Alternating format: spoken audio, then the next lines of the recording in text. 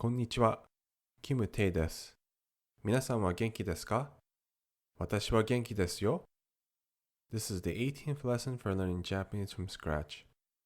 In this lesson, we're going to learn how to use the no particle with nouns and some こそあど words. In the video on adjectives, we learned how to directly modify a noun with either an i-adjective or a na-adjective. In this video, we will learn how to modify a noun with another noun and for what purpose. The no particle is a particle that can be used in many different ways in many different contexts. For now, we'll just learn one usage, which is to connect two or more nouns together in order to assign ownership or property. Here are a couple ways to think about the ordering of nouns with no. For ownership, the order starts from the owner to the possession. For a property or attribute, the order starts from large to small or from general to more specific. For example, if you have A, no B, no C, you can think of the order as A's, B's, C, or C of B of A. Or you can think of the order in terms of functions as shown in number 3 for those mathematically inclined. So let's take a look at some examples. For ownership, the owner comes first, so 今日の天気 means today's weather. 私の車 means my car, and 私の犬のベッド means my dog's bed. To describe a property or attribute, the noun that comes after the no particle describes the noun that comes before it. So for example, 日本の車 means Japanese car or car of Japan, and アメリカの大学の先生 means American college teacher, or a teacher of College of America. Now let's learn about こそあど words. In the previous video, we learned that so means like that. But besides so, there are three other similar words. Ko meaning like this, a meaning like that way over there, and do meaning how. There are several types of these words that are related to each other that start with either ko, so, a, or do. So it's a convenient way to memorize a bunch of useful and related words.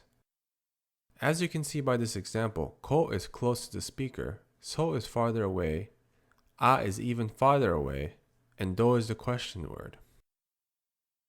Here are こそあど words referring to a location. Koko means here. Soko means there. Asoko means way over there, and doko means where. Here are the こそあど words referring to objects. Kore means this. Sore means that. Are means that way over there, and dore means which. Since the こそあど words for locations are nouns, we can use a no particle we just learned to describe a location. For example, このレストランはおいしい means the restaurant here is tasty, and そこのクラブは楽しい means the club there is fun.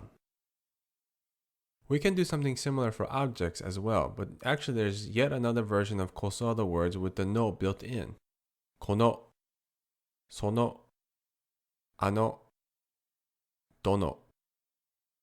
So if you want to just say this, that, and which, you should just use これ、それ、あれ, and どれ. For example, これはおいしい means this is tasty. But if you want to use it with another noun and no, you should use この、その、あの, and どの. For example, このレストランはおいしいです to say this restaurant is tasty, and そのクラブは楽しい to say that club is fun. In addition, これ、それ, etc. can only be used for objects, but この、その, etc. can be used with 人 to refer to people. So for example, if you wanted to ask who is that person over there, you would say あの人は誰ですか? あの人は誰ですか? Though it's not technically wrong, it would be very rude to say あれは誰ですか?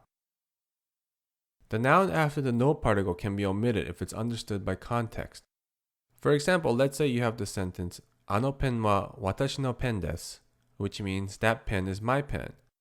Instead of repeating pen twice, you can say あれは私のペンです to mean that is my pen. Or you can say あのペンは私のです to say that pen is mine. by leaving out pen after the no. Here are a few simple sentences to illustrate what we just learned in this video. 私の名前はキム・テイです。これは私の日本語のビデオです。このビデオは面白いですか?